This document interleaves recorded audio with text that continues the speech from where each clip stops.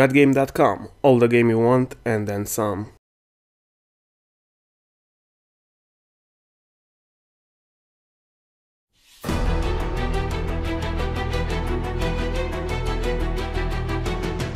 When a game gets announced, your first feeling is, okay, are people going to like this? Are people going to get excited about this?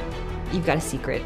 A little bit of a secret, and you want to share it with everybody because everyone's going to be super excited once it comes out. The atmosphere in the office is just incredibly hectic. I had a little bit of anxiety because that's normal, because that's what happens when you're about to announce something. Everybody here is excited about this. The real question is, are they going to appreciate it for what it is?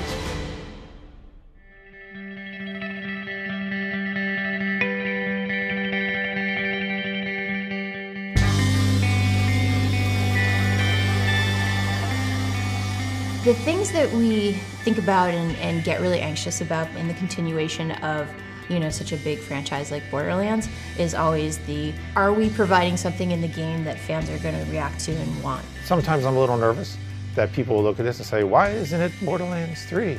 Because we wanted to tell more stories that take place in the world that's here. And also between Borderlands 1 and Borderlands 2, we're trying to give them something for everyone who still has their consoles and still wants to play more Borderlands, I have no idea. Because I know we wanted to do something with the Bandit Bus. That was always the intent there, was that they made something. This takes place chronologically after Borderlands 1. That could literally be the blue bus from Borderlands 1. They just stole it, or whoever. Yeah. The idea that they somehow got a hold of that bus and then threw bandit crap on top of it is pretty good. The idea for the pre-sequel basically came about where Randy Pitchford worked something out with 2K where we wanted to make another Borderlands game, but also wanted to be able to work with 2K Australia to make it, basically, something that we wouldn't make entirely internally. They'd finished up BioShock Infinite, and they had some bandwidth. They wanted to know what their next big adventure was. We felt like there was just a lot more that we could be doing in the Borderlands universe, and the idea of another standalone experience had come up. It really came from a sort of mutual momentum to the logical place of what can we do that would be fun and cool, tell a cool story, and let us work with these really great guys in Australia.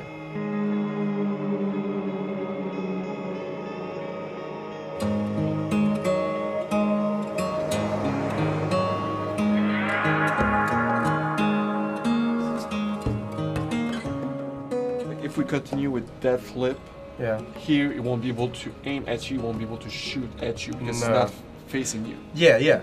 Well, that's fine though, because that was the original problem that we were having. If we tried to turn him around, he would wig out of it. The AI component only supports 3. That's what I start, thought. a loop, and an end.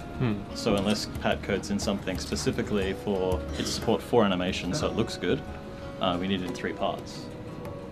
But that's why I was saying you could... 2K Australia was actually formed as Irrational Games Australia way back in 1999. We're celebrating our 15-year anniversary this year, same as Gearbox. It's a kind of a funny coincidence. We just kind of wrapped up 10 years of development on BioShock 1, 2 and BioShock Infinite last year, and that's when we came about working on this game, Borderlands the pre-sequel. The way it generally works is I think a lot of the design and narrative stuff is handled over here. We have a lot of really talented art guys over in Dallas who handle a lot of the direction, which we then kind of implement over here.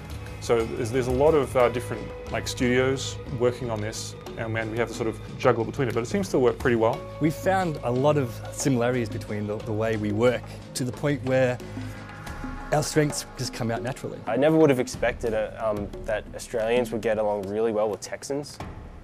There's just something between our 2 studios. We seem to get each other pretty well. It's very important that we reach our goals every week, because at this point there's nothing that we can say, oh, well, we keep it for later, we'll see that later, because there won't be any later. If there's a time in the project where everybody needs to give everything, it's right now.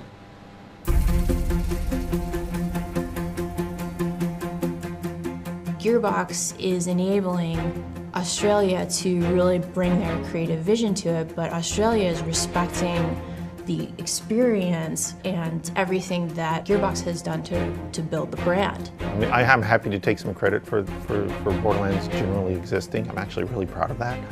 But it doesn't exist without Gearbox and the team, the people. And there's some really cool stuff that shows up every day. You go peek over someone's shoulder or wander in the designer room and see somebody building something that I never thought of, never imagined. It's 2 great teams working on this project, doing some really, really fun and cool stuff.